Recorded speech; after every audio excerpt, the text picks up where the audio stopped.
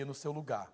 Eu quero ministrar primeiro aos Coríntios, capítulo 11, que fala da ceia, Paulo dando as instruções sobre a ceia do Senhor. No capítulo 11, a partir do versículo 23 até o 28, nós vamos ler, que diz assim: porque eu recebi do Senhor o que também vos entreguei, que o Senhor Jesus, na noite em que foi traído, tomou o pão e, tendo dado graças, o partiu e disse: esse é o meu corpo que é dado por vós, fazei isso em memória de mim. De semelhante modo, depois de haver ceado, tomou também o cálice, dizendo: esse é o cálice da nova aliança do meu sangue, fazei isso todas as vezes que beberdes em memória de mim. Porque todas as vezes que comerdes e beberdes desse cálice, anunciais a morte do Senhor até que ele venha. Por isso, aquele que comer do pão ou beber do cálice do Senhor indignamente será réu do corpo e do sangue do Senhor.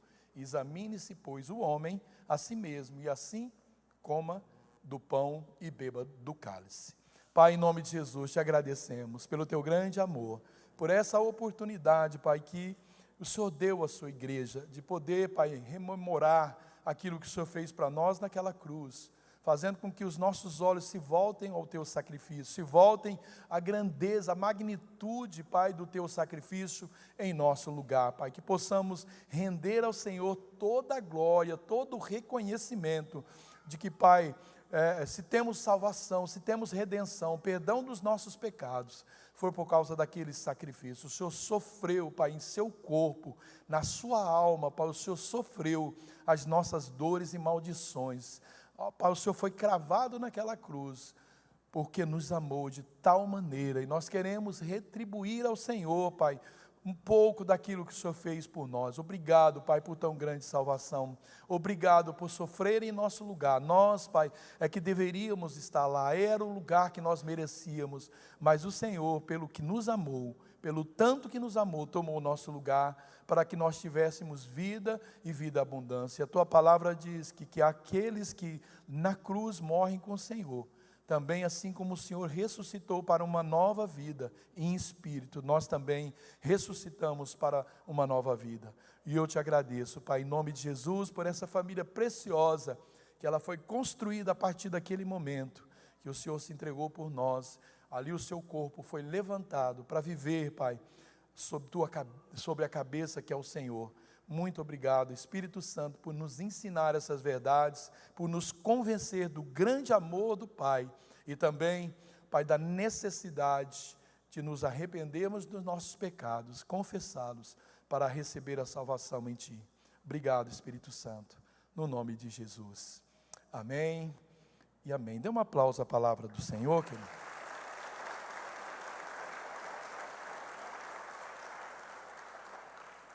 Irmãos, cada vez mais, que nós nos reunimos para cultuar a Deus, nós tocamos ainda mais o coração dele, de uma forma muito especial. Olha o que diz o Salmo 133:1. Ele afirma: quão bom e suave é que os irmãos vivam em comunhão ou em união. E esse salmo aqui, ele continua depois, é como o óleo que desce pela barba, a barba de Arão. E esse salmo, ele então apresenta essas duas imagens, que são muito fortes, para ilustrar essa união que é boa. Ele fala do óleo precioso, que é o óleo que desce pela barba de Arão, e que simbolizam a bênção e a consagração. E ele fala também desse óleo de Hermon, que é esse orvalho que desce sobre os montes de Sião, e representa a igreja, a cidade do Senhor. Ela representa vitalidade, ela representa a união e a renovação, que essa união traz, a força que essa união traz. Então, muito mais do que o encontro comum, essa reunião que nós temos, ela é uma oportunidade da gente experimentar intensamente a presença de Deus e sermos transformados por essa presença. Não tem outra coisa, querido, que estamos fazendo nesse lugar, senão buscando uma sensibilidade para reconhecer quem somos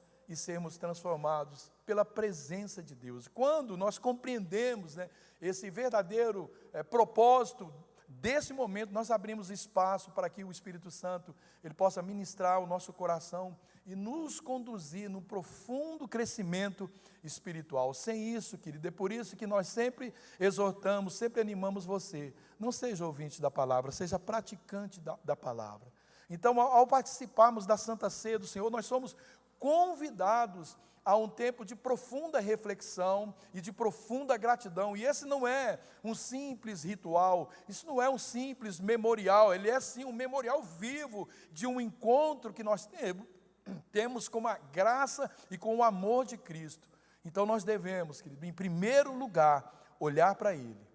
Orar, olhar para Cristo, lembrando, com reverência aquilo que o Senhor fez por nós. Ele nos redimiu, com o seu grande amor, com aquele amor que Ele revelou a nós, quando Ele se entregou, de corpo e alma naquela cruz, entregou a sua vida. Então nós devemos assim também olhar, para o próximo, reconhecendo que nós somos parte de um só corpo, nós somos chamados a viver o perdão, nós somos chamados a viver a comunhão e nós somos chamados a viver a unidade. Mas é necessário também que não só olhemos para o alto, mas que a gente olhe para o passado, para recordar de onde foi que o Senhor nos tirou e o preço que Ele pagou pela nossa vida. Precisamos sempre lembrar disso, por isso a ceia é um memorial.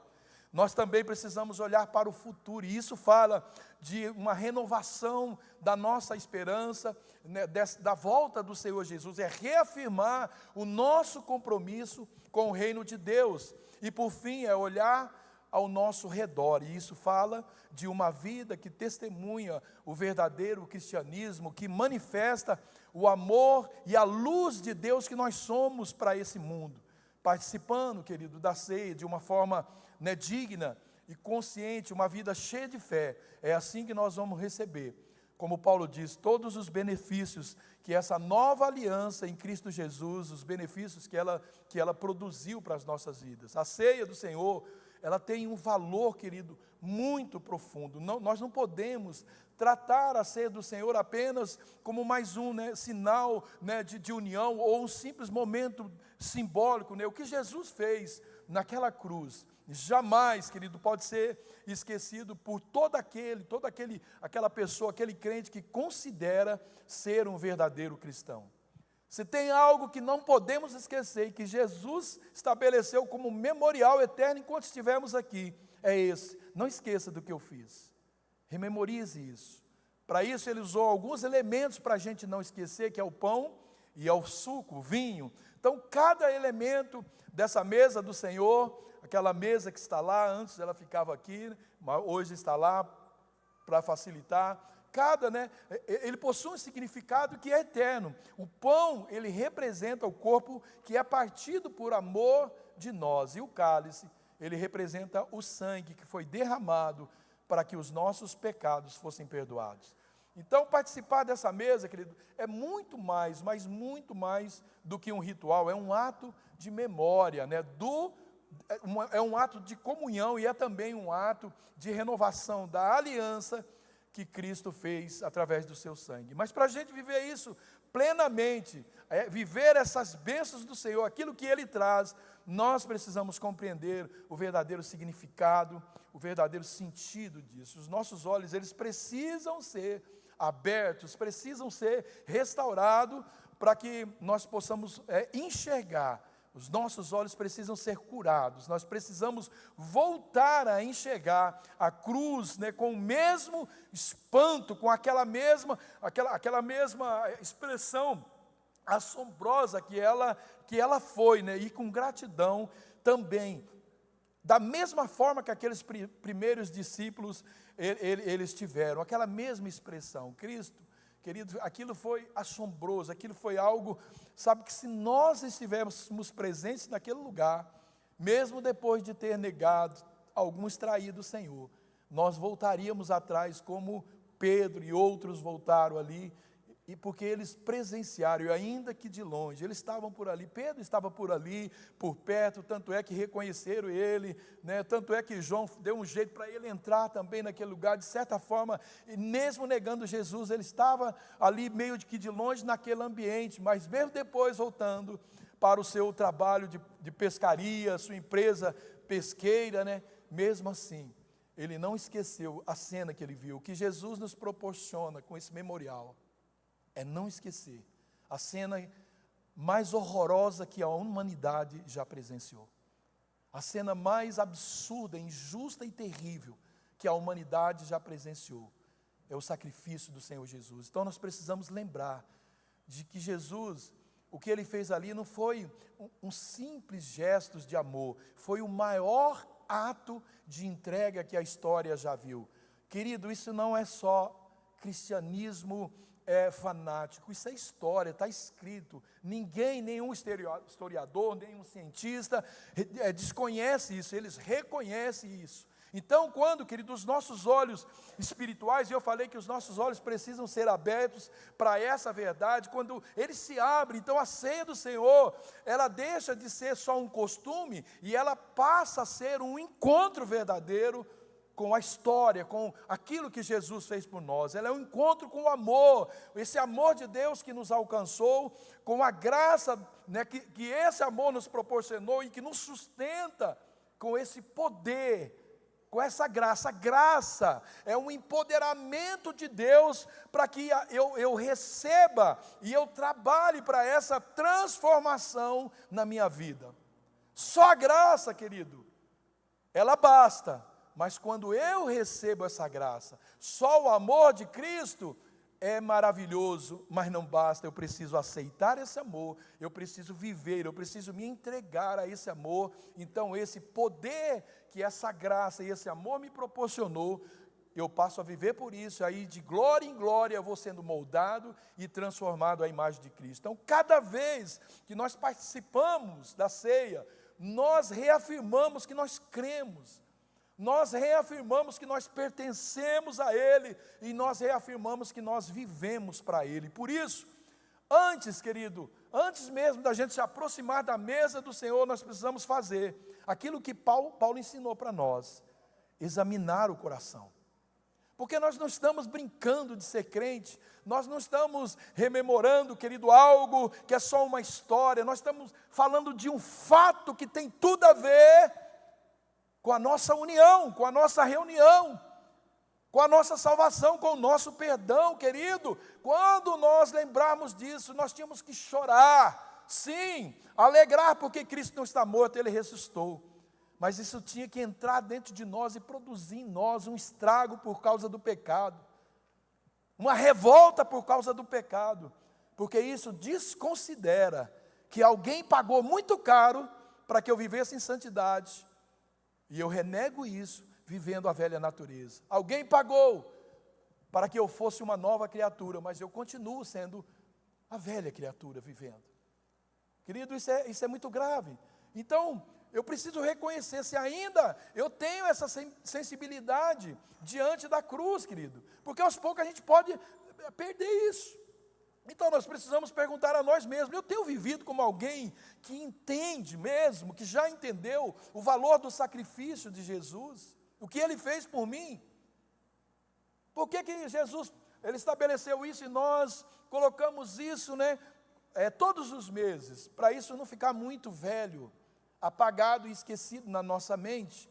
A ceia, ela é um momento, querido, é um momento, e precisa ser e deveria ser, em um momento em que a nossa vida toca o céu.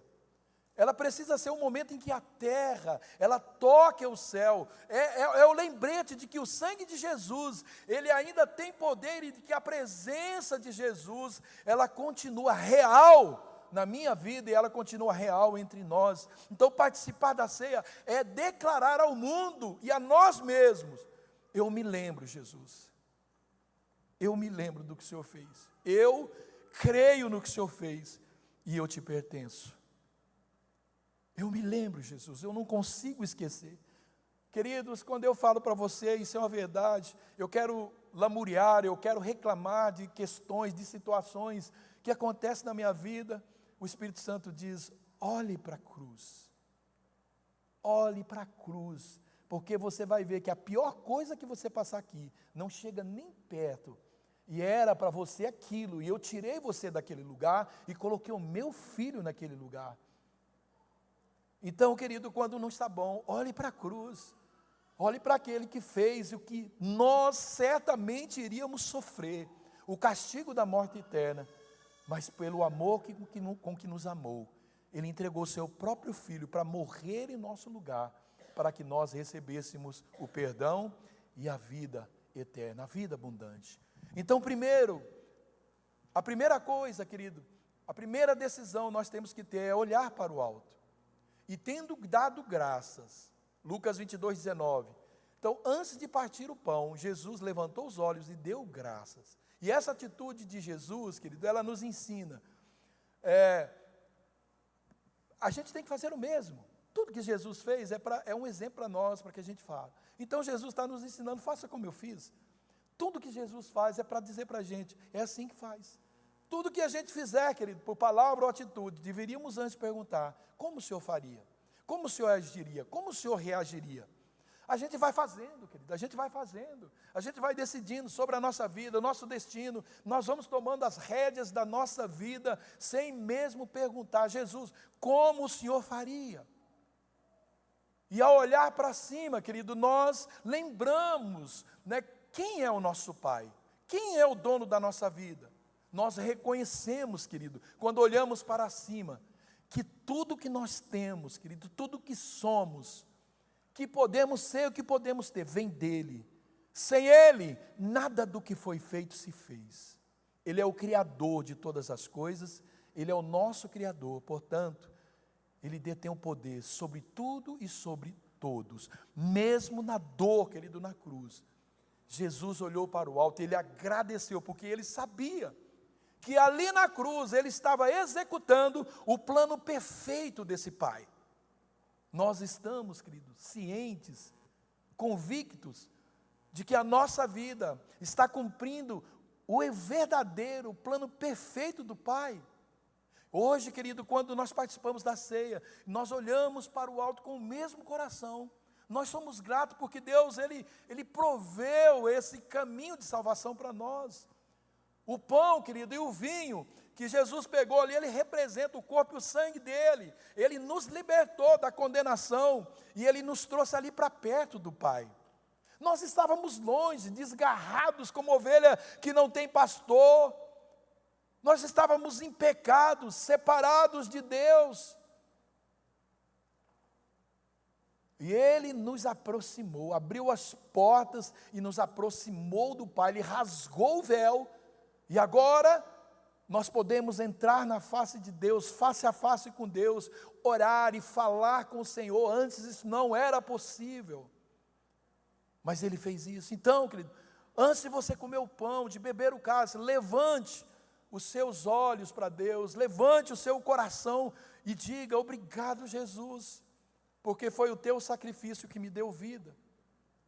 Olhar para o alto é reconhecer que é de lá que vem a nossa salvação, é de lá que vem o nosso socorro, é de lá que vem esse amor que está sobre nós e que nunca falha, é de lá que vem toda a provisão e todas as bênçãos que nós precisamos para a nossa vida, vem de lá. Elevo os meus olhos para o monte, da onde me vem o socorro?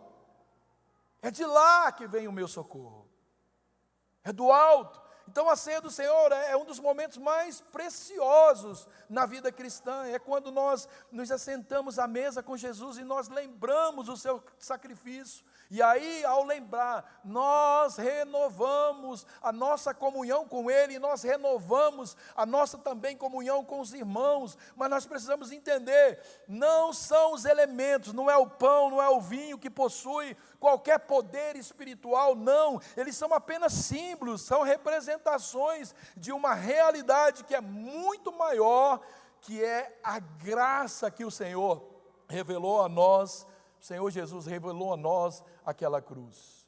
É maior do que os elementos, do que o pão e o vinho. Nós temos que ter cuidado, querido, né, para que a ceia do Senhor, ela não perca na nossa vida o sentido, o significado, não se torne algo banal. Lembra como os carnavais, os pecados, que chegam um dia as pessoas pecam, e acham que por ir lá no outro dia, na quarta-feira, não sei do que, e come um pedaço de pão, está resolvido o problema, mas não discerne o corpo. Se torna mais o elemento do que Cristo, nem se lembra do sacrifício. Porque, querido, com o tempo, muitos eles vão transformando aquilo que era somente um símbolo em algo, um objeto de devoção. E não é isso que Jesus fez. Alguns passaram até a idolatrar o pão, o vinho, como se neles houvesse o poder de salvar ou curar, e o poder, como eu disse, de perdoar pecados. Mas o pão, querido, quando nós participamos, é pão mesmo. O suco ou vinho é isso mesmo. Mas naqueles, querido, que eles representam, aquilo que ele representa, que é esse Cristo vivo, que se entregou por nós, é isso que faz a diferença. É a representação, é o sangue, é o corpo dele que foi dado por nós. Quando Jesus diz, esse é o meu corpo, e o meu sangue, que é entregue por vós, que é dado a vós. Jesus, ele não disse que o pão se tornaria o seu corpo, mas que representava. Então o foco sempre foi a gente relembrar, a gente lembrar, é um memorial, e não é um memorial voltado aos elementos, mas ao que Cristo fez. O meu corpo e o meu sangue. Não há como a gente lembrar disso sem que totalmente a gente seja agradecido por aquilo que o nosso papai fez. Não há, querido. 1 Tessalonicenses 5,18, em tudo dai graças, porque essa é a vontade de Deus em Cristo Jesus para convosco. Então o nosso grande desafio, querido, é vencer esse bombardeio, esse turbilhão com tantas coisas que cercam a nossa vida, é notícias ruins, né? Muitas coisas acontecendo, é crise, a gente é bombardeado por isso, e o inimigo usa disso. Jesus disse, no mundo nós teríamos aflições, não há como não ter. O problema é que nós deixamos o inimigo invadir a nossa mente, nós nos concentramos nessas coisas e esquecendo de olhar para o alto. Esse é o problema, e isso pode, querido, acabar determinando o modo como eu vou interpretar esses fatos, essas circunstâncias que acontecem ao meu redor, que está ali me cercando. E mesmo afetando isso, começa também a interferir no meu relacionamento com Deus e no meu relacionamento com pessoas. E aí, querido, o pessimismo começa a superar os motivos muito maiores de gratidão que nós temos à nossa volta. Já viu que o abatido por circunstância, ele fica olhando para o chão? Ele entrou numa situação, ele entrou num pecado, ele entrou numa situação, e agora é tão difícil ele olhar para cima, porque aquela circunstância pressiona ele para baixo, e fica difícil ele olhar para o alto. Toda pessoa assim, ela esconde o olhar do alto, e ela se volta para o chão. Ela se volta, sabe, para o impossível, ela se acha incapaz, ela se condena. Não, querido, levante você não é o seu pecado, você é um filho, uma filha de Deus. O pecado não tem mais domínio sobre você, a circunstância não pode te matar. Tudo que o homem pode fazer conosco é nos matar, esse corpo. Mas aquilo que realmente importa, ninguém pode tocar, é do Senhor. Então não permita que circunstâncias curve você, proste você, lega a sua cabeça. Então, querido, por causa disso, a gente pode, sabe, gradativamente, tornar por causa dessas coisas o quê? Ao invés de adoradores que olham para o alto, murmuradores. E foi assim que aquele povo lá do Egito, aquele povo de Israel, foi a murmuração que eles praticaram contra o Senhor no deserto, e o Senhor enviava comida. Não está bom o maná, eu dou codorna, eu te dou uma nuvem para te proteger do sol durante o dia, eu te dou uma coluna de fogo para te aquecer à noite. As sandálias dos seus pés não vão em suas roupas, elas não vão se decompor, elas não vão deteriorar, vocês vão chegar no destino que eu tenho para vocês, tranquilos, tenha confiança, tenha fé. Mas eles começaram a orar, olhar circunstâncias, e uma viagem que era para ser de menos de um mês, durou-se 40 e tantos anos. A murmuração atrasa. E quando não olhamos para o alto e olhamos para as circunstâncias, nós começamos a murmurar. Essas coisas, querido, reclamação, faz com que a gente perca as bênçãos de Deus. E isso, querido, não quer dizer que eu estou ignorando que nós temos problema, não estou menosprezando nenhum tipo de problema. Não é a gente ter aquela visão ingênua, né, imatura, dos nossos deveres. Isso não é problema, não, eu não vou nem ligar com isso. Não, não é isso que eu estou ensinando. O problema, ele só tem uma coisa, o problema ele se levanta para ser resolvido. Só isso. Porque o normal é quando aparece um problema, nós criamos outro em cima. Aí, aqui vem, a gente soma, vai aquela somatória de problemas. Ataque o problema, ataque com Cristo, ataque o problema. Não perca tempo lutando com o problema. Lute, deixe Jesus lutar, entregue-se a Ele, se entregue, querido. Então, essa compreensão exata para a gente lidar com esses problemas, para a gente não permitir que a ingratidão, que essa insatisfação acaba nos vencendo, e a gente acaba se subjugando a isso. Então, ser grato, querido, não é uma reação por uma experiência positiva apenas, não é só quando dá tudo certo que eu sou grato, não, mas ela precisa ser uma conduta, uma decisão de uma vida cristã.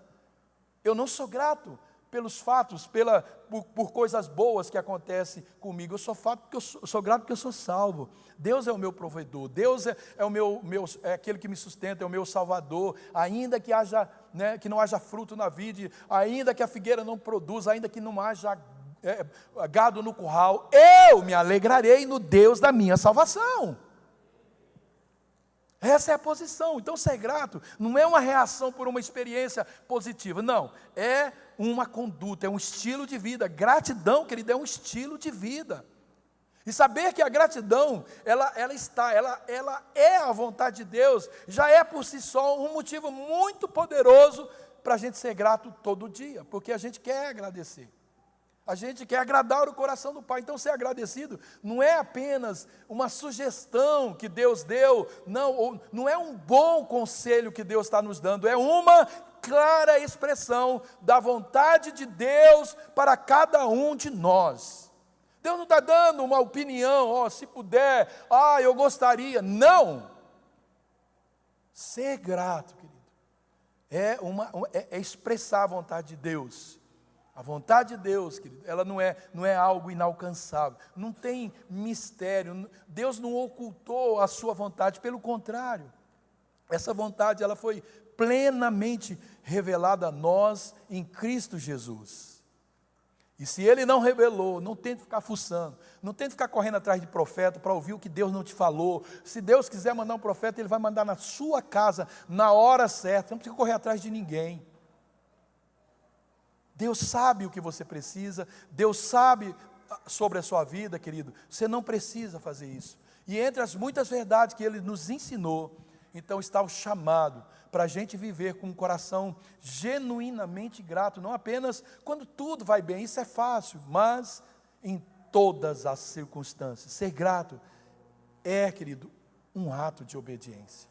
Ser agradecido é ser obediente, é um ato de fé, é um reconhecimento de que Deus é bom, de que Deus é soberano sobre todas as coisas, que nada foge ao controle de Deus. Então, quando nós escolhemos, querido, agradecer, nós alinhamos o nosso coração com o coração de Deus. Alinhamos o nosso coração com dele. E Jesus, Ele é o nosso maior exemplo. Nele, nós vamos encontrar força para a gente manter esse coração grato. Agora, querido, mesmo quando as circunstâncias elas fogem das nossas expectativas, eu te pergunto, a gratidão ao Senhor, ela tem sido uma marca visível na nossa caminhada com Cristo? Tem sido. Na nossa caminhada com as pessoas? Tem sido. 2, a ceia do Senhor é também um memorial. Eu disse que os olhos para o alto, e agora ela é um memorial, é uma lembrança do passado. Quando Paulo disse isso, fazer isso em memória de mim, repetindo o que Jesus falou naquela mesa, lá em Lucas 22:19, Jesus, Ele nos convida a lembrar, não apenas do sacrifício, mas também do amor e da fidelidade de Deus em todos os momentos da nossa vida. É impossível que Deus não seja verdadeiro e fiel para com você. É impossível que Deus não cuida. É impossível que Deus não cuidou de você até hoje, mesmo quando você o desprezava, rejeitava a palavra dele.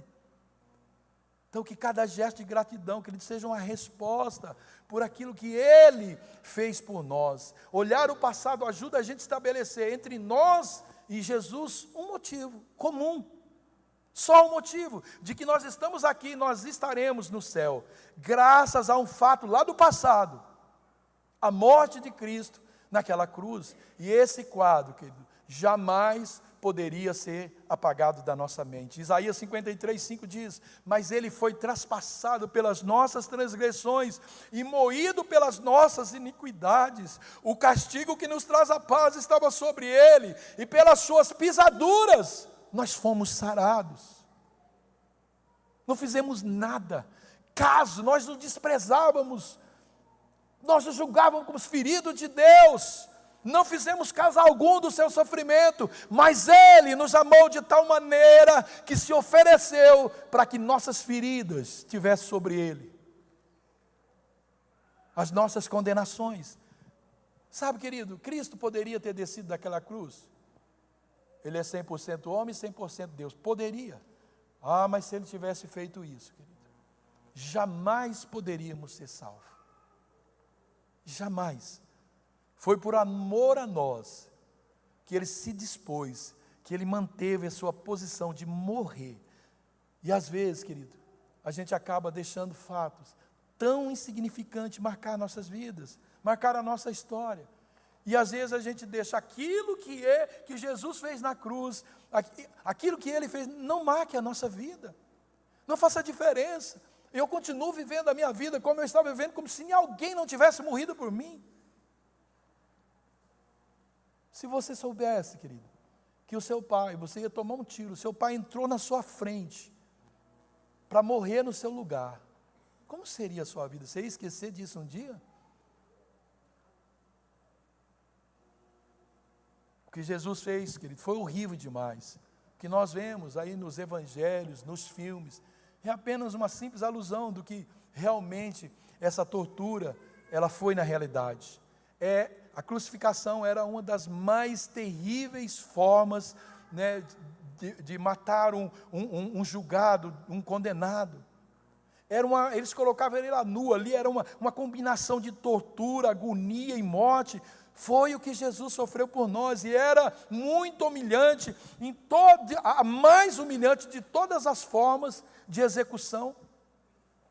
Era mais humilhante. Eles deixavam ali o condenado nu, e esse condenado ele era açoitado impiedosamente por aqueles carrascos com uma espécie de chicote. Esse chicote eram as tiras de couro, e na ponta da tira desse couro tinha pedaços de ossos, pedaços de ferro, e eram objetos que perfuravam, que cortavam, pregos havia ali na ponta, porque para aumentar o sofrimento da vítima. Muitas pessoas, querido, não resistiam, nem eram crucificados, porque durante o flagelo eles já morriam.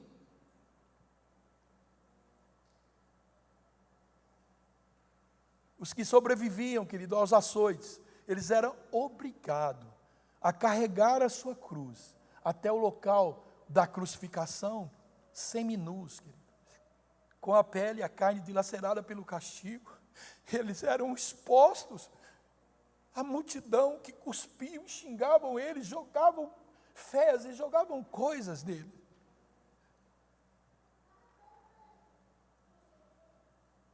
Insultava, querido. E nos momentos finais da agonia, Jesus, ele num esforço sobrenatural, sobre-humano, nele se apoiando naqueles pregos cravados ali nos seus pés, para poder dar um descanso, talvez nos seus pulmões. Ele ergueu o corpo para aliviar aquela tração nos seus braços, né, para ele poder respirar e talvez dizer, como disse, algumas palavras. Então, o que ele faz quando ele pode dizer uma palavra? Pai, perdoa, porque eles não sabem o que está fazendo. Eles não têm noção do que eles estão fazendo. Jesus não estava condenando os seus algozes, ele estava dizendo: Pai, perdoa eles. Eles não sabem o que ele está fazendo, não considera isso. Aí Jesus, querido, num outro momento ele desabafa: Eli, Eli, lama sabachthani. Deus meu, por que me abandonaste? Carregado dos nossos pecados, nem mesmo o Pai pôde contemplar a carga de sujeira e porcaria nossa que estava sobre ele. Deus não pôde contemplar aquele momento. E no último esforço ele grita: tudo está consumado. Pai, em tuas mãos eu entrego o meu espírito. E ali ele morre. E ao morrer ele cumpre, com o seu sacrifício. O Cordeiro de Deus que nos livra do pecado com o seu sangue ali derramado. Amados, nós não podemos esquecer isso de maneira alguma. Então, se aproximar da ceia, da mesa do Senhor, significa aceitar que nós fomos alcançados pelos flagelos que Jesus sofreu. Esse memorial, querido, tem que produzir em nós uma marca tão grande, na minha e na sua vida, que tem que cobrir todas as demais marcas da nossa vida. E isso é olhar para o passado. É olhar para, o propósito daquilo que Jesus fez por nós. Nós não podemos celebrar um Cristo morto, como também nós não podemos esquecer da sua morte. Porque Cristo está vivo, mas não podemos esquecer que Ele morreu. A terceira coisa, eu olhar para o alto, é o memorial do meu passado. A ceia também significa olhar ao nosso redor. Versículo 26. Porque todas as vezes que comedes o pão e bebedes do cálice, anunciar a morte do Senhor até que Ele venha. Esse versículo que ele não só apenas nos leva a olhar ao redor, como também nos incentiva a anunciar essa verdade às outras pessoas. Quando ao nosso redor estão ali, querido, quantas pessoas sedentas, famintas, eles estão perecendo, eles precisam, porque para eles estão faltando esperança. Ele dá, querido, vida ao que está morto, Ele dá esperança ao que está cansado, e há muitas pessoas que estão desidratadas espiritualmente, porque eles querem dessa água para beber, mas eles não sabem onde encontrar. Jesus disse que nós precisamos ser o sal. Por que nós precisamos ser o sal? Para despertar nos outros o interesse, a sede, o desejo por essa água viva que é Cristo. Nós temos olhado, querido, ao nosso redor, observando a necessidade das pessoas.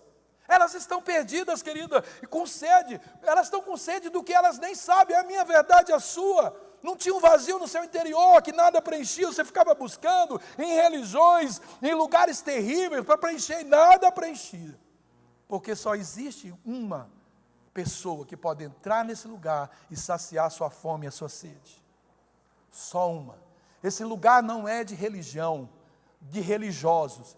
Esse lugar, querido, não é de murmuradores, de murmuração. Esse lugar, querido, é o lugar de Cristo, é o assento dele. Não adianta tentar suprir isso com nada.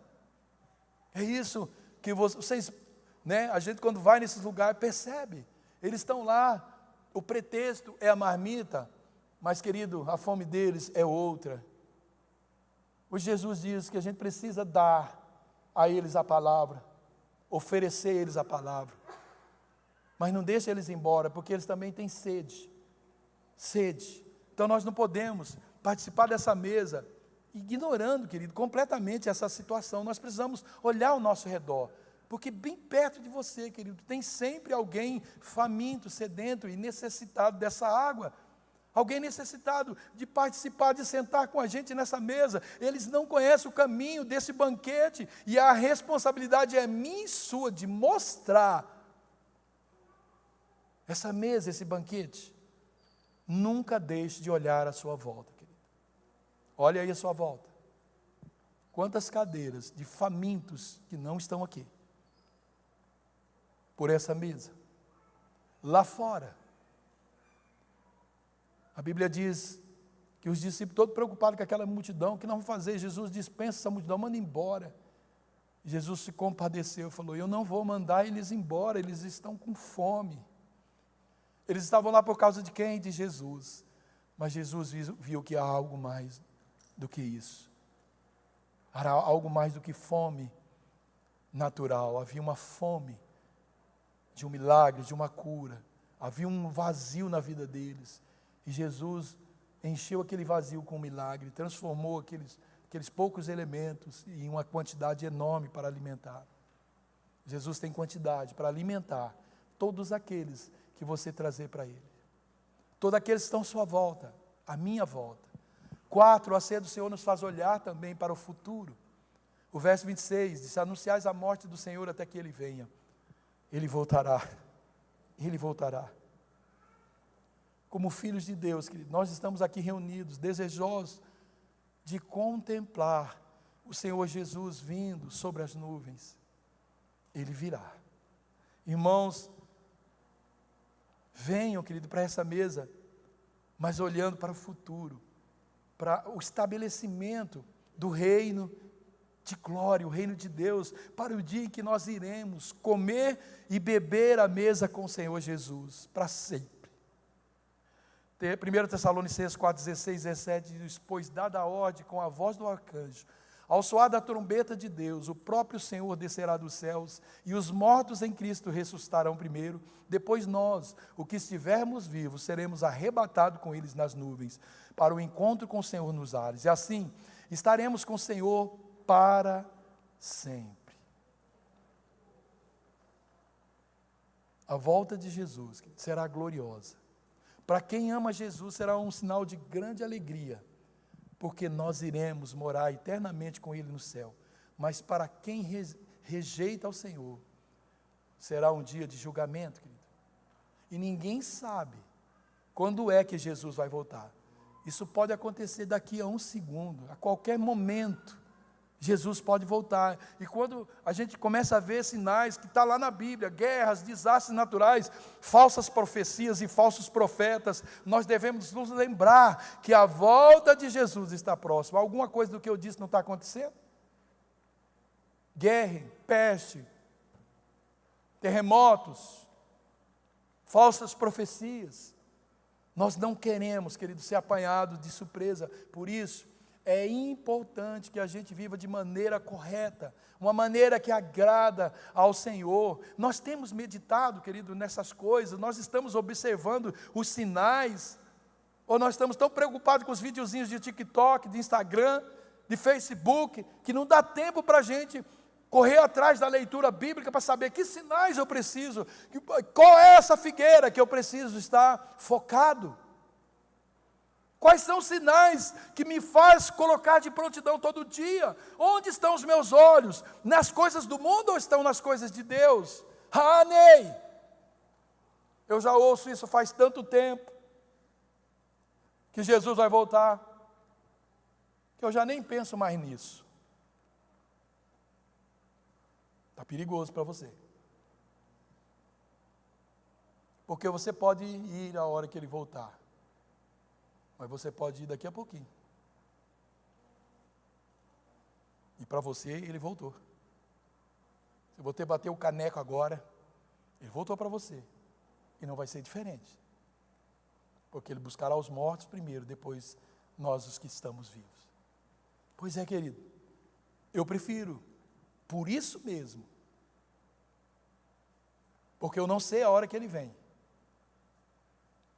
Eu prefiro por isso mesmo, porque já faz tanto tempo que eu estou ouvindo isso. Eu prefiro, ao invés de pensar, eu já nem penso mais nisso, eu prefiro pensar, cada dia está mais perto. Se Ele falou 2000 anos, hoje são 2000 anos a menos do tempo em que Ele vai voltar. 1 Tessalonicenses 5, 4 e 7. Mas vós, irmãos, não estáis em trevas, para que esse dia, como um ladrão, vos apanhe de surpresa. Porquanto vós todos sois filhos da luz do dia, não somos da noite, nem das trevas. Assim, pois, não durmamos como os demais, pelo contrário, vigiemos e sejamos sombrios. Ora, os que dormem, dormem de noite, e os que se embriagam, é de noite que se embriagam. Nós, porém, que somos do dia, sejamos sóbrios, revestindo-nos da couraça da fé e do amor, e tomando o capacete da esperança, da salvação, porque Deus não nos destinou para a ira, mas para alcançar a salvação mediante nosso Senhor Jesus Cristo, que morreu por nós, para que, quer vigiemos, quer durmamos, vivamos em união com Ele. Consolai-vos uns aos outros, e edificai-vos reciprocamente, como também estáis fazendo. O que Paulo está dizendo aqui? O que Jesus está dizendo? Querido, Deus é amor, mas Ele é fogo consumidor. Deus é justo. E não pense que nossos argumentos vão convencer Deus porque Ele nos ama. Eu sempre digo, ninguém vai para o inferno por falta de amor. Mas não vai ter jeito depois, é quando estamos vivos. É agora que decidimos. E por último, a ceia, ela nos ensina que também nós devemos olhar para dentro de nós mesmos. E esse é o momento, querido, da gente fazer esse check-up, a inspeção do nosso coração. 1 Coríntios 11, 27 e 28, pois por isso, aquele que comer do pão e beber do cálice do Senhor indignamente será réu do corpo e do sangue do Senhor, culpado, condenado por matar Jesus e não se arrepender. Examine-se, pois, a si mesmo, e assim coma do pão e beba do cálice. Por isso, querido, que a mesa do Senhor é para cristão, não é para incrédulo, não é para não cristão. A mesa do Senhor é uma mesa que Deus prepara para os cristãos. E examinar, querido, significa a gente olhar com cuidado, olhar com discernimento, a minha vida dentro de mim. Não é eu ficar olhando o seu Daniel, ficar olhando a Marisa, apontando os pecados dela, não é eu ficar acusando ninguém, é eu. O problema sou eu. Eu não vou na ceia porque alguém me fez mal, eu não vou porque alguém falou de mim, porque alguém me humilhou. Não, eu não deixo de ir na ceia por causa disso, eu deixo de ir na ceia se o meu coração se encontrar indigno, devendo, não perdoando, rancoroso, magoado, fofoqueiro, ressentido. Assim não podemos, porque nos tornamos réu. Eu estou, querido, vivendo como um cidadão do reino de Deus, eu vivo em paz e em comunhão com os meus irmãos.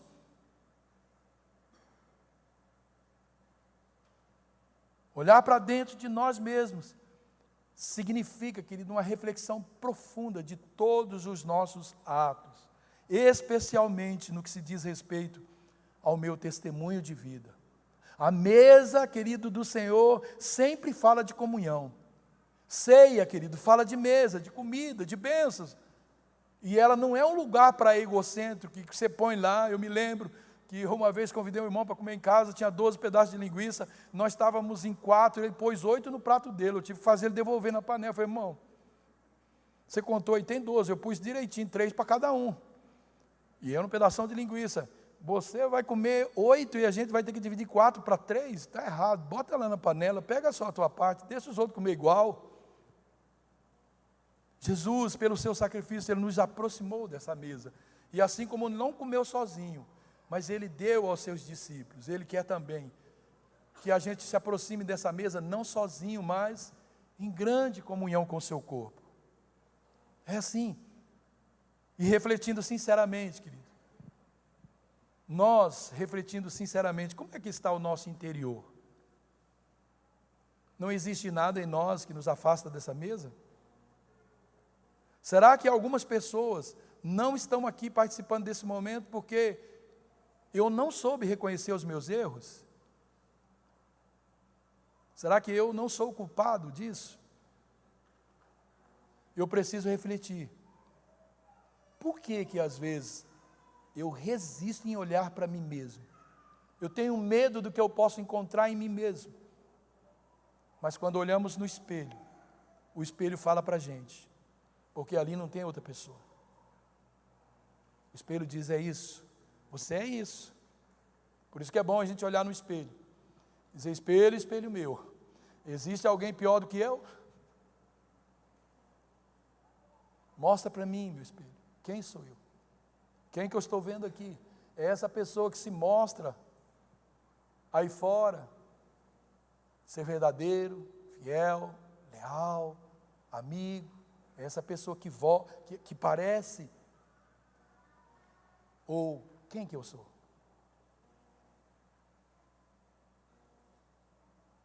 E isso, querido, é tão necessário, porque a ceia fala de reconciliação. Efésios 2,16. E pela cruz, reconciliar ambos com Deus, em um corpo, matando com ele as inimizades. A cruz, ela nos fala de sacrifício de Jesus por nós, da salvação de todos os pecadores. Antes de nós estávamos separados de Deus por causa, querido, dos nossos pecados. Lá em Isaías 59, em Romanos 3, 23 está isso, mas nós somos reconciliados com Deus através da morte de Jesus. E quando nós levamos a cruz que Jesus diz que todos nós precisamos tomar a nossa cruz e seguir após Ele, nós devemos crucificar os nossos desejos, querido, que às vezes, pode ser a nossa opinião, a nossa rejeição de amar o próximo, a nossa resistência em reconciliar com os nossos amigos. Isso é olhar para dentro. Será que eu fico sempre esperando do outro uma razão para reconciliar? Um crente, Jesus, se esperasse de nós estávamos fritos, querido. Ele não só tomou, nós o considerávamos aflitos, ferido de Deus, ninguém fazia caso dele. E foi para nós mesmo que ele veio, para aquele que não interessava. 30 anos eu fui pior. Mas ele veio. Para concluir essa mensagem, querido, eu queria que por um momento nós fizéssemos uma introspecção, ali no fundo do nosso coração, para a gente verificar, existe esse espaço vazio dentro de mim? Existe isso? Por que está faltando essa pessoa no meu coração? Por que eu tirei essa pessoa do meu coração? Por que eu eliminei essa pessoa da minha vida? Por que eu estou magoado com pessoas? Por que eu enterrei algumas dessas pessoas lá no profundo, no subsolo do meu coração? Por que eu difamei? Por que eu rejeitei tanto algumas pessoas? Porque se a ceia é um tempo de comunhão, não é tempo de pedir para Deus me dar uma casa, não é tempo de eu pedir para Deus resolver o meu problema das dívidas que eu construí. A ceia é a festa ágape do Senhor, é a festa da comunhão entre eu e Deus, e a festa da comunhão entre eu e meus irmãos. Então, se existe algo no nosso coração que descredibiliza ou que desfaça essa verdade, então há um vazio. Se eu não estou, o meu coração está livre de murmuração contra o Senhor, se eu não tenho nenhuma resistência por coisas que eu estou vivendo, por adversidades, por lutas, bombardeio que você está vivendo, você não tem nada contra Deus. Uau. Se você não tem nada contra os irmãos de fé, uau. Mas se qualquer uma dessas coisas não está em conformidade com a palavra, e aí, o que é que nós vamos fazer? Nós vamos esperar os outros pedir perdão para a gente? Não vamos fazer isso. Nós somos agentes da misericórdia de Deus, da graça do Senhor. Então, querido, não importa se é esquentadinho, se é nervosinho, se é bravinho, não importa. Uma hora você vai se ver diante dessa necessidade aí. E aí? Tem uma musiquinha infantil lá que a Mavi quase já está cantando, sem falar. E aí, quem já viu umas musiquinhas chama-se, como é que chama, amor? Minha vida é uma viagem. Quando Jesus voltar, se a gente não tiver munido dessas verdades, e aí, tem muita gente, muitas religiões, que prega que existe um lugar para você, onde você vai dar uma sapecada, mas você vai para o céu. O céu não é lugar de sapecada, é lugar de um corpo glorificado. A Bíblia diz que o nosso corpo vai ser renovado, e nós vamos ter um novo corpo, não sapecado. Tudo que você tiver que fazer, querido, para ser santo, separado, faça aqui. Você não terá, eu não terei outra oportunidade. É só essa vida que você tem, cuide dela. É só esse Cristo que você tem, cuide dele. É só esse amor que você recebeu, zele por ele. Não tem ninguém mais e nenhuma outra forma de receber perdão. É só ele. Tudo veio dele, tudo é dele, e tudo vai voltar para ele. Precisa voltar para ele. Você é um projeto, um plano, um sonho de Deus. É por isso que ele pagou tão caro por você. Você é o projeto mais excelente. Você é a criação mais expressiva. Todas as coisas Deus disse, haja. Mas você Ele fez com suas próprias mãos.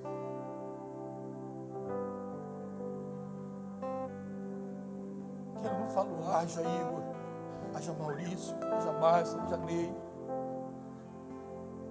haja Inês. Ele me fez desde o ventre da minha mãe. Eu fui formado, cada ossinho, cada membro, cada junta, ligamento, cada músculo, cada órgão, Ele criou com suas próprias mãos. Porque Ele me fez com tanto amor, porque Ele me fez para Ele. Você já reparou que quando você constrói, você talvez é pedreiro, constrói uma casa para você, não deveria ser assim, mas ela é bem melhor do que a que nós construímos para os outros. Quando nós fazemos algo para nós lá em casa, é bem melhor do que quando fazemos para a igreja, que nós devíamos morrer de vergonha, porque Deus não deu o pior, Ele não deu qualquer coisa, Ele deu o melhor do céu, Ele esvaziou a glória do céu, Ele se desfez da sua divindade, se fez homem como nós, Ele rejeitou, Ele não usurpou o ser igual a Deus, antes Ele entregou-se a si mesmo por amor a nós, se fez homem, assumiu a forma de homem. Essa é a ceia do Senhor, essa é a mesa do Senhor, a mesa da comunhão. E a menos que você está disposto a viver isso, você está perdendo tempo. Vir numa igreja não resolve a tua salvação, na minha também não. Vir numa igreja, querido, participar de um culto, não resolve o nosso problema. O que resolve o nosso problema é Cristo. O que resolve o nosso problema é comunhão, é amor, é perdão, misericórdia, graça.